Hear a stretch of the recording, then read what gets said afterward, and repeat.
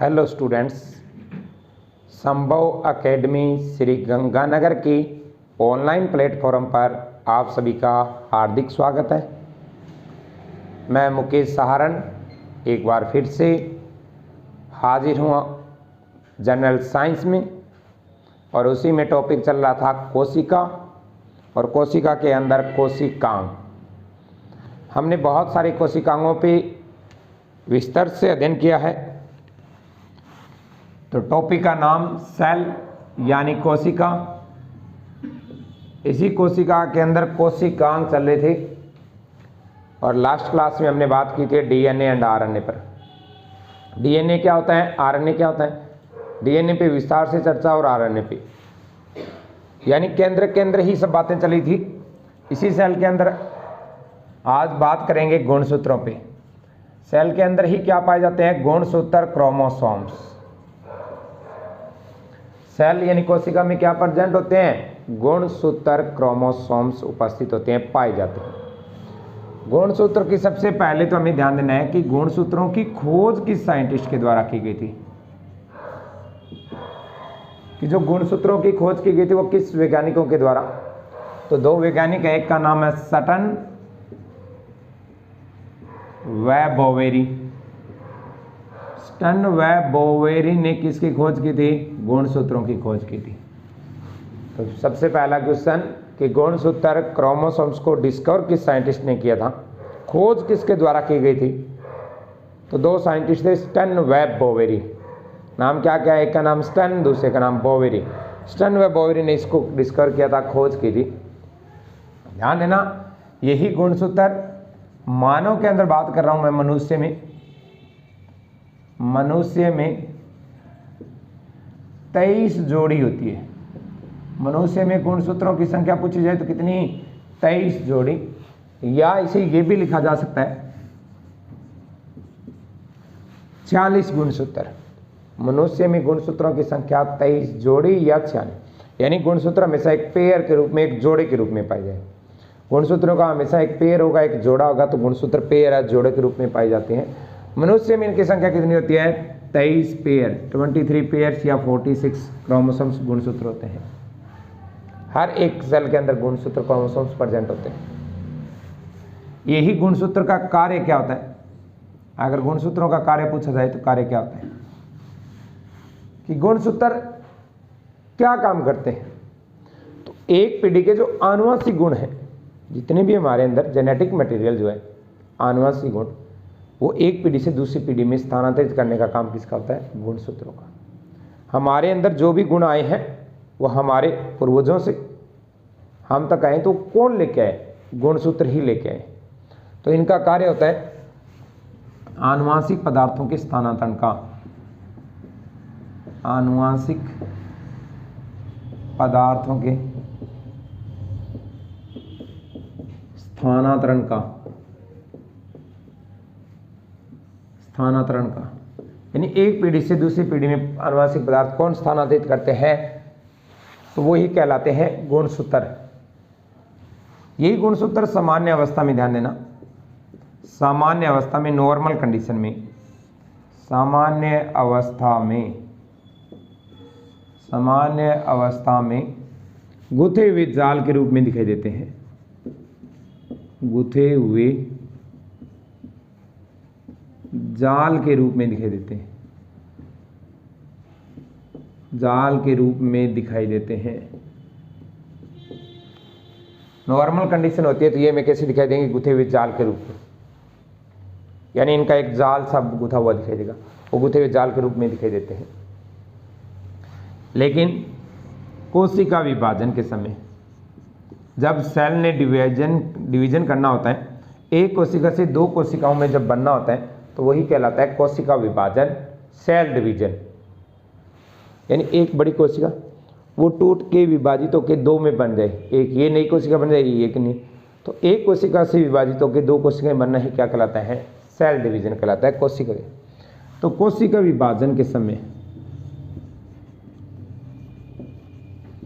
कोशिका विभाजन के समय ये स्पष्ट दिखाई देते हैं, ये स्पष्ट दिखाई देते हैं, बिल्कुल क्लियर दिखाई देंगे। कब? जब कोशिका ने विभाजन करना होता है, 1 से 2 कोशिकाएं बननी होती है, उस टाइम ये बिल्कुल क्लियर कट दिखाई देगा, स्पष्ट दिखाई देंगे। इसी के लिए ध्यान देना, कोशिका विभाजन की 4 प्रावस्थाएं होती हैं, 4 प्रावस्थाएं या अवस्थाएं। कोशिका विभाजन नहीं बता रहा, सिर्फ कोशिका विभाजन की 4 अवस्थाएं या प्रावस्थाएं होती हैं। कोशिका विभाजन सीधा नहीं है कि 1 से टूट के 2 बन गए, इसके अंदर अलग अलग स्टेप होते हैं, अलग अलग स्ट्रक्चर बनती है। उन अलग अलग स्ट्रक्चर या उन अलग अलग स्टेप्स को क्या कहते हैं? प्रावस्थाएं, अवस्थाएं या फेजेस कहते हैं। तो कितनी प्रावस्थाएं होती है? 4 होती। कौन कौन सी है? तो ध्यान देना,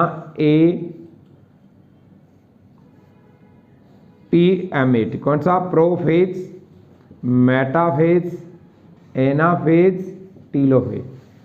PMAT 4 अवस्थाएं होती है। P फॉर प्रोफेज होता है, P for prophase, M for metaphase, phase यानी अवस्था, A फॉर एनाफेज और T फॉर टीलोफेज। ये 4 अवस्थाएं आती हैं, प्रोफेज, मेटाफेज, एनाफेज, टीलोफेज। कब? जब कोशिका विभाजन होती है तो उसमें आगे से आगे 4 कंडीशन अवस्थाएं दिखाई देती है। वो कौन कौन सी होती है? प्रोफेज अवस्था, मेटाफेज अवस्था, एनाफेज अवस्था और टीलोफेज। ये 4 अवस्थाएं या प्रावस्थाएं चलती हैं। इन्हीं प्रावस्थाओं में हमें 2 इंपॉर्टेंट क्वेश्चन बनेंगे, वो ध्यान देना।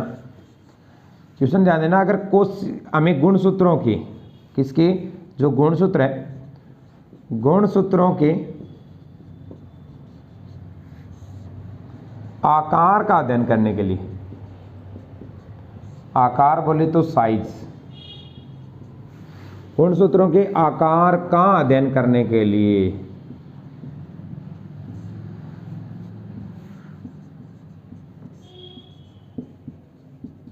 आकार का अध्ययन करने के लिए कोशिका विभाजन की किस अवस्था का अध्ययन करें? तो कोशिका विभाजन की मेटाफेज अवस्था का अध्ययन करना पड़ता है। किसका? मेटाफेज अवस्था का अध्ययन करना पड़ता है। अवस्था का क्या करना पड़ेगा? अध्ययन। ये इंपॉर्टेंट क्वेश्चन बन हमसे पूछ लिया जाएगा कि अगर हमें स्पष्ट गुणसूत्रों के आकार देखना हो कि वो किस आकार के हैं, गुणसूत्रों के साइज या आकार की स्टडी करने के लिए हमें कोशिका विभाजन की किस फेज या अवस्था का अध्ययन करना होगा, तो वो अवस्था कौन सी होगी? मेटाफेज अवस्था होगी। कौन सी अवस्था होगी? मेटाफेज अवस्था के अंदर गुणसूत्रों का स्पष्ट आकार दिखाई देता है। नॉर्मल कंडीशन के अंदर, सामान्य अवस्था के अंदर ये गुणसूत्र हमें क्या दिखाई देंगे? ये सेंटर, केंद्रक और इसी के अंदर गुणसूत्र इस तरीके से गुथे हुए जाल के रूप में दिखाई देते हैं, यानी क्लियर दिखाई नहीं देंगे, एक गुथा हुआ उनका गोला जैसा दिखाई देते हैं। लेकिन जब कोशिका विभाजन करेगी उस टाइम ये गुणसूत्र बड़े क्लियर दिखाई देंगे। तो अवस्था कौन सी होती है? जिसमें गुणसूत्रों के आकार आकार आकार का अध्ययन, यानी जब साइज की स्टडी करनी हो तो कौन सा है? तो साइज की स्टडी करने के लिए हमें मेटाफेज अवस्था का अध्ययन करना पड़ेगा। अवस्था कौन सी? Metaphase, size. अगर यही क्वेश्चन थोड़ा सा बदल दिया जाए, कह दीजिए गुणसूत्रों की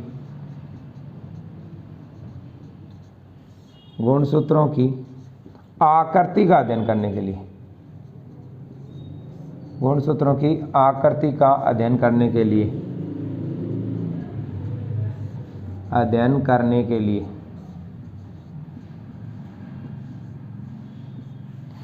कोशिका विभाजन की किस अवस्था का अध्ययन करेंगे? आकृति का अध्ययन करने के लिए कोशिका विभाजन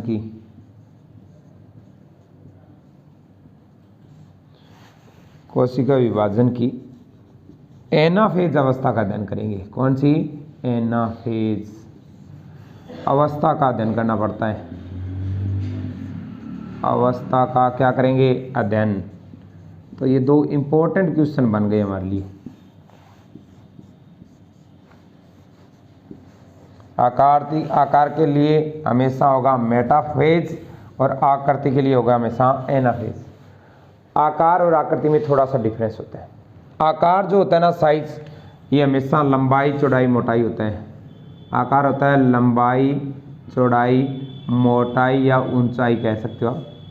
साइज में हमेशा लंबाई, चौड़ाई, मोटाई या ऊंचाई आएगी।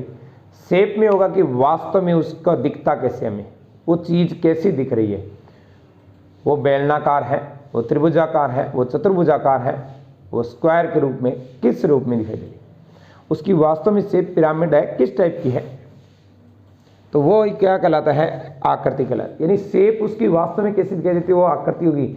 लेकिन उस शेप की लंबाई कितनी, उस शेप की चौड़ाई कितनी, उस शेप की मोटाई कितनी, वो जो हमारा जो भी शेप दिखाई देती है, आकार दिखे, उसकी लंबाई, चौड़ाई, मोटाई क्या कहलाती है, आकार। तो दो चीज़ें याद रखना कि गुणसूत्रों के आकार और आकार में आता है लंबाई, चौड़ाई, मोटाई के लिए मेटाफेज का अध्ययन करना। क्या कहेंगे, गुणसूत्रों की लंबाई, चौड़ाई, मोटाई का अध्ययन करने के लिए मेटाफेज का अध्ययन करना। मोटाई के लिए मेटाफेज होगा, आकृति के लिए एनाफेज होता है। आकृति के लिए क्या होगा, एनाफेज होगा। आकृति का अध्ययन करने के लिए किसका अध्ययन करेंगे, एनाफेज अवस्था का। तो आकृति के लिए किसका अध्ययन करेंगे, एनाफेज अवस्था का। तो आकार और आकृति में हमें पता चल गया होगा। सामान्य अवस्था में किस तरीके के रूप दिखाई देंगे, गुथे हुए जाल के रूप में। लेकिन जब कोशिका विभाजन करेगी तब ये बिल्कुल स्पष्ट दिखाई देते हैं। फिर ध्यान देना, मनुष्य में गुणसूत्रों की संख्या कितनी होती है, 46 गुणसूत्रों की खोज किस साइंटिस्ट के द्वारा की गई, स्टन व बोवेरी नामक साइंटिस्ट। गुणसूत्र सामान्य अवस्था में गुथे हुए जाल के रूप में दिखाई देंगे। जब कोशिकाओं ने विभाजन करना होता है, 1 से 2 कोशिकाएं बननी होती है, उस टाइम हमें ये बिल्कुल क्लियर कट स्पष्ट दिखाई देंगे। अगर इनका आकार का अध्ययन करना है कि लंबाई कितनी है, चौड़ाई कितनी है, मोटाई कितनी है, तो उसके लिए मेटाफेज अवस्था का अध्ययन है। जबकि आकृति का अध्ययन करने के लिए एनाफेज, क्योंकि इसी के अंदर 4 अवस्थाएं आती हैं, PMAT, prophase, metaphase, anaphase, telophase. ये 4 अवस्थाएं इसके अंदर आती हैं। तो ये गुणसूत्र के बारे में बेसिक जानकारी है। अब गुणसूत्र के अंदर चीज़ें क्या क्या होती है वो ध्यान देते हैं कि गुणसूत्र के अंदर और क्या पॉइंट बन सकते हैं। तो इसी गुणसूत्र के अंदर हमें दिखाई देंगे सेंट्रोमियर, गुणसूत्र बिंदु क्या होते हैं, इसके अलावा वर्णकणिकाएं, टेलोमियर क्या होती है, सब बात। आप जल्दी से जल्दी हमारे इस वीडियो को लाइक करें, शेयर करें और संभव एकेडमी श्री गंगानगर के YouTube चैनल को सब्सक्राइब कर दें।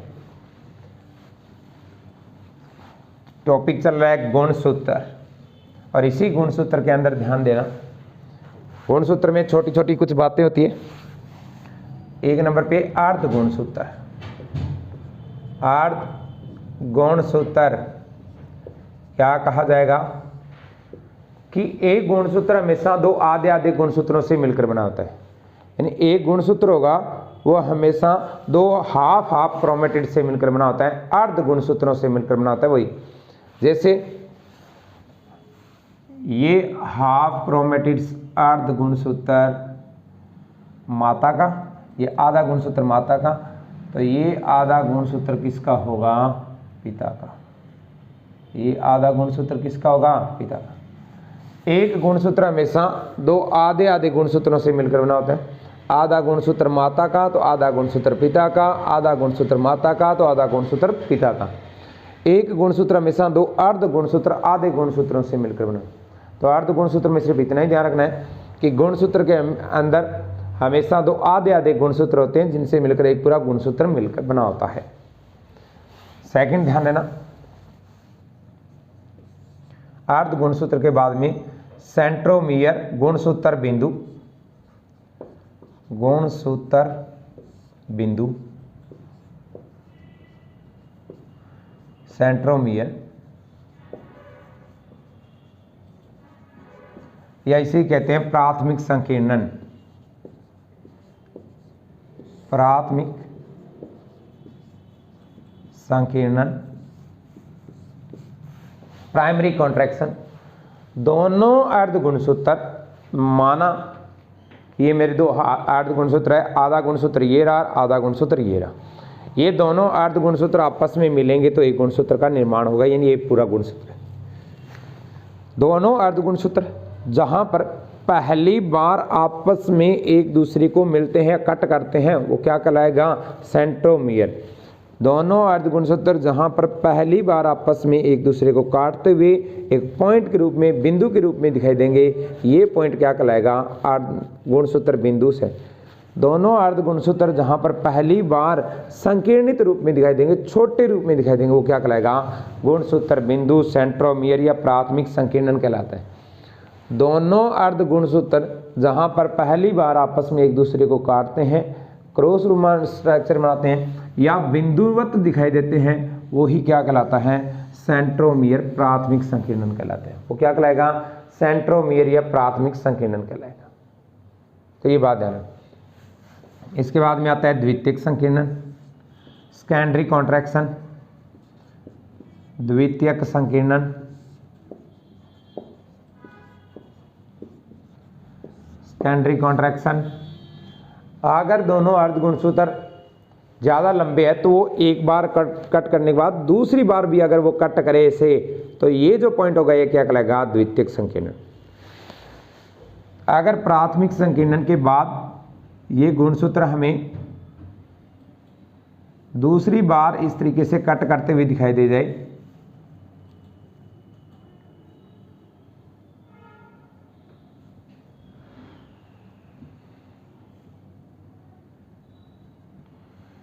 दूसरी बार अगर इस तरीके से हमें कट करते हुए दिखाई दे, तो ये प्राथमिक संकीर्णन, तो ये कौन सा हो जाएगा? द्वितीयक संकीर्णन। दोनों अर्ध गुणसूत्र अगर पहली बार जहां बिंदुआ दिखाई देते हैं, प्राथमिक संकीर्णन, सेंट्रोमियर, गुणसूत्र बिंदु, और दूसरी बार अगर ये इस तरीके से दिखाई दें तो द्वितीयक संकीर्णन। इसके बाद में द्वितीयक संकीर्णन फर्स्ट, द्वितीयक संकीर्णन सेकंड, द्वितीयक संकीर्णन थर्ड चलता है। इसके बाद में ध्यान दीजिए, यहां आती है वर्ण कणिकाएं। वर्ण है, कणिकाएं, क्रोमोमियर।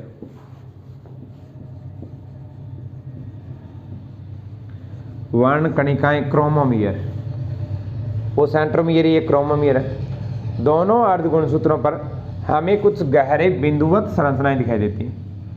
दोनों अर्ध गुणसूत्रों पर हमें कुछ डॉट लाइक कुछ गहरी संरचनाएं दिखाई देती है। ये वो भाग होते हैं जहां पर जीन पाए जाने, यही क्या कहलाएगी? वर्ण कणिकाएं कहलाएगी। क्या कहलाएगी? वर्ण कणिकाओं पर जीन पाए जाने की, जीन के पाए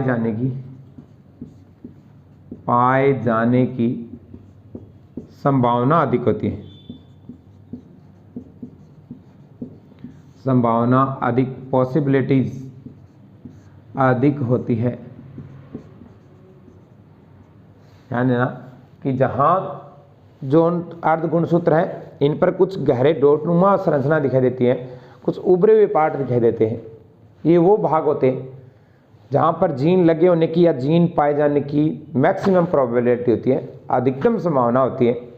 वैसे भी सोच सकते हो, अगर कहीं पर मान लो ऐसा जीन पाया जाए, सिंगल इस तरीके से जीन पाए, तो हमें बहुत कम से होगा। लेकिन एक ही स्थान पर अगर जीन कई जुड़ गए, ऐसे कई जीन आ गए, तो वो बिंदुनुमा, डॉटनुमा संरचना में दिखाई देता है। वर्ण कणिकाएं कहलाएगी, क्रोमोमियर कहलाएगी। इसके बाद में वर्ण कणिकाएं या इसे ही क्या कहा जाता है? क्रोमोमियर। फिर ध्यान दीजिए, बिल्कुल अगर इस तरीके से संभावना यहाँ पर भी है कि जीन पाए जाए, लेकिन यहाँ पर जीन पाए जाने की संभावना बहुत कम होती है। ये जो गहरे संरचना दिखाई देती है, यहाँ पर जीन लगे होने की संभावना क्या होती है? अधिकतम होती है, मैक्सिमम होती है। फिर ध्यान देना, टीलोमियर, अंतःखंड, अंतःखंड या टीलोमियर, अंतिम खंड या इसे ही कहा जाता है टीलोमियर। टीलोमियर, अंतःखंड, अंतिम खंड, दोनों अर्ध गुणसूत्रों के जो अर्ध गुणसूत्र है, चाहे ये अर्ध गुणसूत्र हो और चाहे ये अर्ध गुणसूत्र हो, दोनों अर्ध गुणसूत्रों के अंतिम किनारे जो होते हैं वो फूली हुई संरचना में बदल जाते हैं। दोनों अर्ध गुणसूत्र अगर इस तरीके तो इनके अंतिम किनारे फूली हुई संरचना में, इस तरीके तो इनके अंतिम किनारे किस में बदल जाते हैं, एक फूली हुई संरचना में बदल जाते हैं, और यही क्या कहलाते हैं, अंतःखंड टीलोमियर कहलाएंगे। फिर सुनो, दोनों अर्ध गुणसूत्रों के अंतिम किनारे फूली हुई स्ट्रक्चर में बदल जाते हैं, अंतःखंड टीलोमियर कहलाते हैं। और लास्ट सैटेलाइट गुणसूत्र।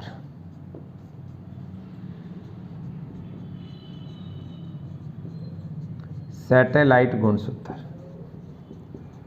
नाम देखो कितना इंपॉर्टेंट, सैटेलाइट गुणसूत्र। सैटेलाइट यानी जो उपग्रह होते हैं उनको सैटेलाइट कहते हैं, लेकिन यहाँ तो सैटेलाइट गुणसूत्रों के अंदर आ चुके हैं। तो कौन से होते हैं, तो कहा जाता है